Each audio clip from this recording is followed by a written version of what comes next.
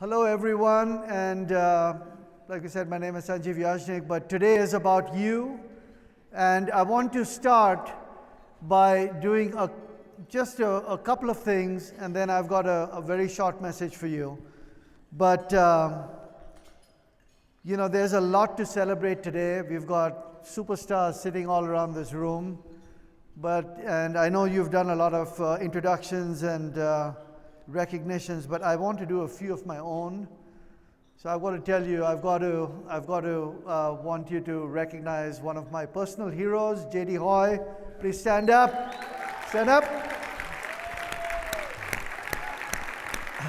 President and CEO of NAF. Unbelievable leader, passionate leader, wants to do the right thing, forward-leaning, taking us into the future. And I also want to recognize some folks that you've already recognized, which is the Teachers of the Year. Because I was not here, so in some ways, this is my own recognition, the Jane Litton Award. So Patricia Gregory, are you here? Stand up. Where's Patricia? Just point out where she is. Patricia. Eric Grooms. And Brandon Frame. And I also, it would be hard for me not to recognize the Teacher of the Year for last year, right from our own hometown in Dallas. Mary White, are you here? There's Mary. Look, I have a very simple message for all of you, and one that you've probably heard in different ways. But I just want to put it absolutely clearly to you from the way I see it. I grew up in Calcutta, and in a kind of a lower middle class family, and I know how much education has changed my life. And I'm here to tell you from my vantage point, running one of Capital One's divisions, meeting up with people across the world, we are on the cusp of an unbelievable revolution that is taking place, led by things like artificial intelligence, machine learning, etc. And if anyone thinks this is a tech thing, or it's an IT thing, or it's an engineering thing, what I'm here to tell you is this thing that we are going to be going through, this revolution that we are going to be going through, is going to touch every single person's lives. No matter what the profession is, no matter what the background is, it's going to touch every one of your lives, your students' lives, no matter which stream of work they go into. And at this point of the revolution, years after a revolution takes place, people turn around and say, you know what, that revolution was great because it really helped a lot of people. Think the first industrial revolution. It took humankind forward by a big step. But for the people who are actually going through the revolution, sometimes it's not that much fun. Because there's a lot of dislocation that is happening. There's a lot of people that are doing well, not doing well, up and down. And this revolution that we are standing at the edge of, and this is not the digital revolution, that happened. So I know there are educators in the room, but everyone will remember the 4 revolutions. We are standing on the 4th. The first one was the first industrial revolution, led by steam engines, coal, cast iron. Second industrial revolution, led by electricity, steel. The third one actually started in the 1950s, which is the silicon and the digital revolution. The fourth one that is just starting, it started maybe in 2015, it's very recent, is the artificial intelligence revolution. It is machine learning. It is the way of using analytics to transform every single aspect of our lives. And as a result, the amount of value that one would get from being college and career ready has simply exponentially grown even over the last couple of years. And I really want people to think about this because, if you think about a person standing right before the first industrial revolution, and they would be saying, yeah, I've heard about something called steam and this coal thing and, this iron and all this stuff. I don't think it is. It's a long time coming and we keep doing our thing right now. You don't realize how much it would change lives, but it changed everyone's lives. This revolution is moving so fast, it's going to impact us within our lifetimes. In the next decade, you're going to see like massive amounts of change that are going to happen. And so the premium on being college and career ready has suddenly sprung up to an amazing amount. And there are going to be, it creates a profound opportunity and a profound challenge.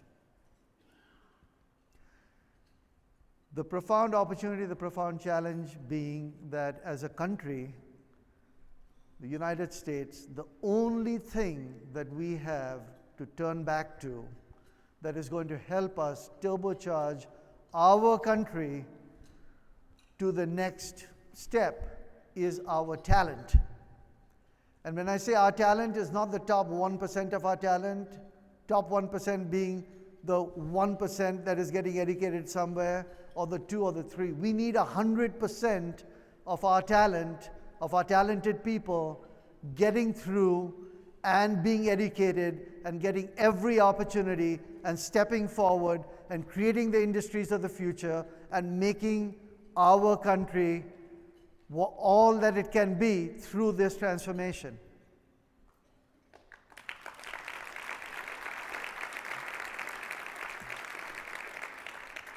And we cannot get there without each and every one of you sitting in this room. We cannot. And I don't believe we can get there without businesses getting involved to help you to do the job that you need to do. You're doing one of the most important jobs, I believe, in the history of my lifetime. I mean, there's a lot that education has done for people over the last, 40, 50 years. But now the value of that education is like exponentially bigger and much more impactful than it's ever been because of where we stand today. And we need your talent, but we need the talent of businesses. And again, just, step back and think about, people are generally busy, you would agree. Generally, people are really busy. All of you are really busy. What about people who are running big corporations? Are they busy? CEOs and, running big corporations, they're pretty busy. They've got lots of things to do, correct?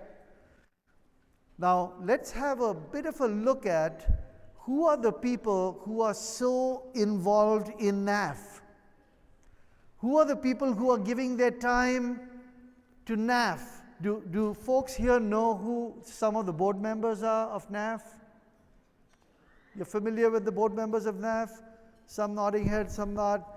So let me just, again, the only reason I want to do a little bit of this is I want you to understand how important it is to leaders who are just not saying it for the sake of saying it. It's because we can see what is coming and what other countries are doing and all this and where we need to go. So some of the board members at NAF, you met Sandy Weil, right? Sandy Weil created NAF. He is an unbelievable leader, right? Do people know Ken Chenault? He is the chairman and CEO of American Express. You think he's a little busy? But he is fully vested.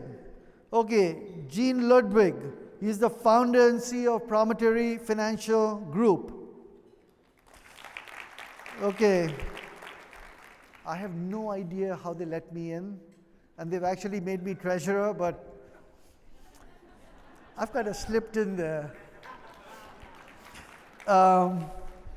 Jeffrey Brill, partner of Skadden, Arp, Slate and Meagher.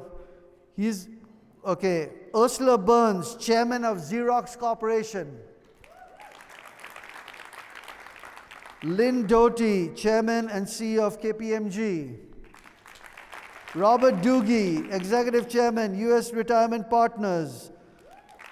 I mean, I can keep going down this list. Alex Gorski, Chairman and CEO of Johnson & Johnson. You think he's a little busy? You know, and Capital One is completely 100% in this thing. And we're not in it just for the sake of being in something. There are many things to get busy with. But this is such an important issue that I've put on the table that we all want to get involved with Sandy and with JD to make this a priority for our companies and to really turbocharge us ahead. You know, as Capital One, one of the things we did was recognizing this thing that is coming on us. We created something called Future Edge, and we dedicated $150 million over 5 years. We had announced this in 2015. And right now, we work hand in hand with NAF. I'm the treasurer, but I work closely with JD and with Sandy and with the board. But we are dedicated to helping all of you help this country win by doing what you do and doing it really well, and by businesses getting involved and giving internships. You probably heard Sandy and Robert talk about the value of internships. We do a ton of it in Capital One. This young man you just saw came through one of the Future Ready labs. But it is incredibly important for all of you and all of us to get together. And together we can conquer this thing and we can conquer the world. We can really make a big difference.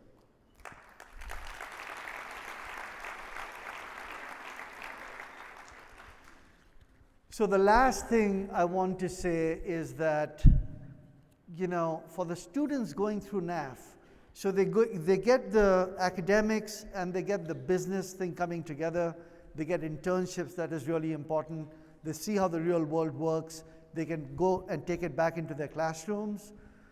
And then we get them NAF track certified. So when they get certified means they've done the internships, they've gone through their classroom material, they get a particular certification from NAF track. And once they get the certification, what it does is it gives them an entry into the recruiting process in companies. You know, people are standing in line. You know how many people send resumes out there? But for the companies that agree, they go right to the front of the line and they get access so that they can get the opportunities. Is that great?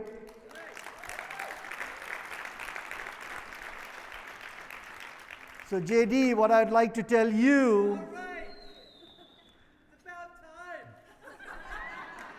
is that Capital One and I are all in.